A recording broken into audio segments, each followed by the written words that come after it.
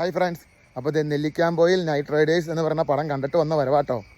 അപ്പോൾ പടത്തെക്കുറിച്ച് എങ്ങനെയുണ്ടെന്നൊക്കെ ചോദിച്ചാൽ ഒരു വെറൈറ്റി കഥയാണ്.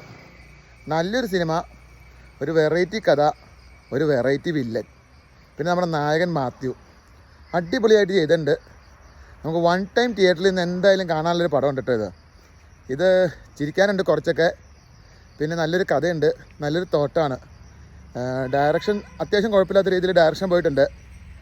പിന്നെ ഇതിനെക്കുറിച്ച് പറയുകയാണെങ്കിൽ എന്താ പറയുക, നമ്മളെ മുഷിപ്പിക്കാണ്ട് ഒരു വെറൈറ്റി രീതിയിൽ ഒരു വെറൈറ്റി പിടിച്ച് ഇറക്കിയൊരു പടം. ചെറിയൊരു ഡ്രോബാക്ക് പറയുകയാണെങ്കിൽ ഇതിലൊരു ചെറിയ ഒരു ഹൊറർ സീൻസ് ഉണ്ട്. അത് മാത്രം വന്നപ്പോൾ പിള്ളേരൊക്കെ പേടിക്കുന്നതിന് പകരം ചിരിക്കായിരുന്നു. ആ ഒരേ ഒരു ഡ്രോബാക്ക് മാത്രമേ ഈ പടത്തിൽ കണ്ടുള്ളൂ. കാരണം പ്രേതം അത്രയൊരു എഫക്റ്റീവായില്ല. ബാക്കി പടത്തെക്കുറിച്ച് പറയുകയാണെങ്കിൽ പടം നല്ല രീതിയിൽ തുടക്കം മുതൽ പോയി. മാത്യുവിൻ്റെയൊക്കെ അഭിനയം എന്ന് പറഞ്ഞാൽ കലക്കൻ അഭിനയമായിരുന്നു. വൺ ടൈം വാച്ചബിൾ പടമാണ്. അധികം ഹൈപ്പൊന്നും വെക്കാണ്ട് പോവുക. വൺ ടൈം വാച്ചബിൾ പടമാണ്.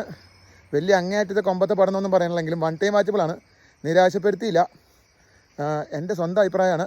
എൻ്റെ കൊച്ചിനൊക്കെ ഇഷ്ടപ്പെട്ടു. പടം കൊള്ളാം. നമുക്ക് ബോറടിക്കാണ്ടിരുന്ന് കാണാം. ഒന്ന് എൻജോയ് ചെയ്യാൻ തിയേറ്ററിലൊക്കെ പോയിരുന്ന്. പിന്നെ എൻ്റെ വില്ലനെക്കുറിച്ച് പ്രത്യേകം പറയണം. വില്ലൻ നന്നായിട്ടുണ്ട്. അടിപൊളി വില്ലൻ.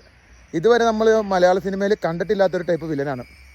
ഒരു പ്രത്യേക രീതിയിൽ, പ്രത്യേക കോസ്റ്റ്യൂമിൽ, പ്രത്യേക ക്യാരക്ടറാണ് ആ വില്ലൻ്റെ. ആ വില്ലൻ പൊളിച്ചു. വില്ലനെ ക്യാരക്ടർ ചെയ്ത ആൾ നന്നായിട്ട് ചെയ്തിട്ടുണ്ട്. അത് അടിപൊളിയായിട്ടുണ്ട്. പിന്നെ വില്ലനെ ചേസ് ചെയ്ത് പിടിക്കുന്നതും ഇതൊക്കെയാണ് കഥ. പിന്നെ ക്ലൈമാക്സിലേക്ക് വന്നപ്പോൾ ഒരു ഇച്ചിരി സ്പീഡ് കൂടി പോയി. ക്ലൈമാക്സ് ഒരു ഇച്ചിരി സ്പീഡ് തീർന്ന പോലെ എനിക്ക് തോന്നി. ക്ലൈമാക്സ് കുറച്ചുകൂടി ഒന്ന് സെറ്റ് ആക്കാമായിരുന്നു എന്ന് മാത്രമേ തോന്നൽ. അത്രേ ഉള്ളൂ. നിങ്ങൾ എന്തായാലും വൺ ടൈം തിയേറ്ററിൽ പോയി കാണുക, എൻജോയ് ചെയ്യുക. അപ്പോൾ അത്രേ ഉള്ളൂ. ബൈ.